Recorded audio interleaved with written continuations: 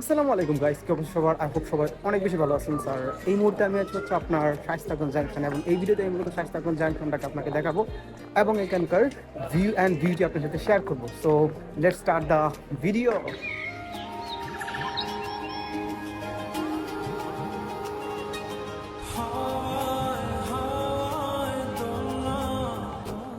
So আজকে হচ্ছে শুক্রবার, অ্যান্ড শুক্রবারে আমি একটু বাইরে ঘুরতে পছন্দ করি।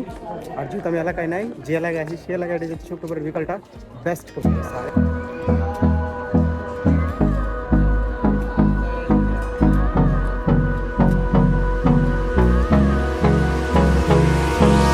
Hold me close till I get up.